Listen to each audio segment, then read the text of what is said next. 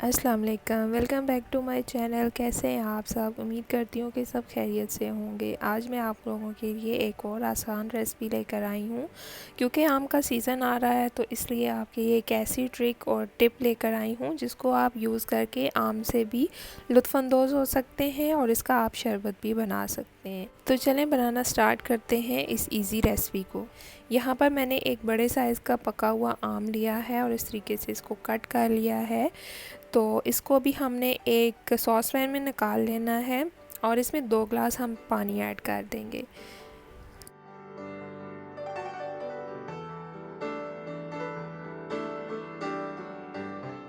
बाद इसमें हम 4 टेबलस्पून चीनी ऐड कर देंगे और ये मैंने भर भर कर ऐड की है 4 टेबलस्पून। और इसके साथ हमने एक और इंग्रेडिएंट भी ऐड करना है, वो भी मैं आपको आगे चलकर बताऊंगी। 4 टेबलस्पून हमने चीनी ऐड की है और 1 टीस्पून हमने इसमें पिंक सॉल्ट ऐड किया है। अगर आपके पास पिंक सॉल्ट ना हो तो आप रेगुलर सॉल्ट भी यूज़ कर सकते हैं। अब हमने इस सॉस पैन को फ्लेम के ऊपर रख देना है और मीडियम फ्लेम पर हम इसको इतना पकाएंगे, चाहे ये थिक भी हो जाए कोई इशू नहीं है। और इतना हमने इसको पकाना है कि जो इसके ये स्लाइसेस हैं ये ट्रांसपेरेंट से होने शुरू हो जाएं तब, या फिर ये अच्छे तरीके से गल जाएं तब तक हम इसको मीडियम लो फ्लेम पर पका लेंगे। तकरीबन 20 मिनट के लिए इसको मैंने मीडियम टू लो फ्लेम इसी तरीके से छोड़ दिया था और अब हमारे ये जो मैंगो के स्लाइसेस हैं ये अच्छे तरीके से गल गए हैं और अभी आप देख सकते हैं कि ये गले हुए हैं अच्छे तरीके से। और अब हम इसको ठंडा होने के लिए यहीं पर छोड़ देंगे और जब ये ठंडा हो जाएगा तो चलेंगे इसके नेक्स्ट स्टेप की तरफ।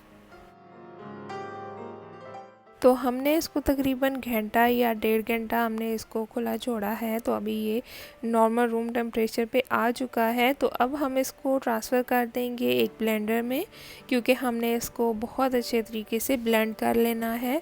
हमने इसको पानी के साथ ही इसमें ऐड कर दिया है और अब हम इसको ब्लेंडर को चला लेंगे तकरीबन 30 सेकेंड्स के लिए। और ये ऑलरेडी बॉयल मैंगो है तो इसलिए इसको ज़्यादा मेहनत की ज़रूरत नहीं होगी। इसको हमने ब्लेंडर में डाल दिया है और अब हम इसको अच्छे तरीके से ब्लेंड कर लेंगे। ये अब अच्छे तरीके से मिक्स हो गया है और हम इसमें 1 टेबलस्पून गुड़ ऐड कर देंगे। अगर आपके पास गुड़ नहीं है तो शक्कर का भी इस्तेमाल कर सकते हैं। मेरे पास गुड़ अवेलेबल था तो इसलिए वही मैंने ऐड कर दिया है और इसकी वजह से इसका टेस्ट थोड़ा डिफरेंट और अच्छा सा आएगा। इसको भी हम इसके साथ ब्लेंड कर लेंगे अच्छे तरीके से।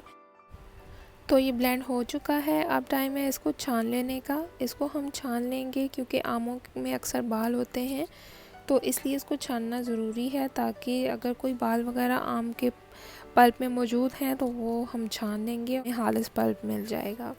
तो इस तरीके से सारे को हमने छान लेना है।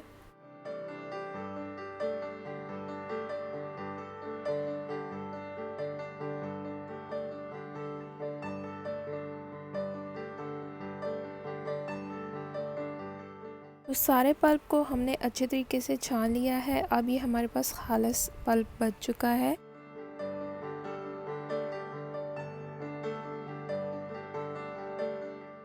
अब हम इसमें भर के 2 ग्लास पानी के ऐड कर देंगे, ठंडे पानी के। मैंने इसमें ठंडा पानी इस्तेमाल किया है, 2 ग्लास के करीब इसमें मैंने पानी ऐड किया है। अब हम इसको अच्छे तरीके से मिक्स कर लेंगे और ये मज़ेदार सा हमारा आम का शरबत तैयार हो चुका है। ये बहुत थिक और बहुत यमी बनता है, इसको आप ज़रूर ट्राई कीजिएगा। और मिक्स करने के बाद हम इसकी फ़ाइनल लुक आपको दिखाते हैं एक ग्लास में निकाल के, ताकि आपको इसकी टेक्सचर का अंदाज़ा हो सके। और ये बहुत रिफ़्रेशिंग होता है, बहुत मज़े का होता है और थोड़ा डिफरेंट भी है, इसलिए इसको आप ज़रूर ट्राई कीजिएगा। इसका टेक्सचर थिक सा है और देखने में ये येलोविश कलर का लगता है, लेकिन पीने में इसका टेस्ट टोटली मुनफरिद है।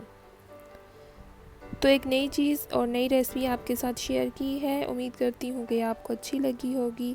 अगर अच्छी लगी है ये रेसिपी तो इसको लाइक कर दें और मेरे चैनल को सब्सक्राइब कर लें। इंशाल्लाह एक और आसान रेसिपी के साथ आपसे मिलेंगे। टेक केयर, अल्लाह हाफ़िज़।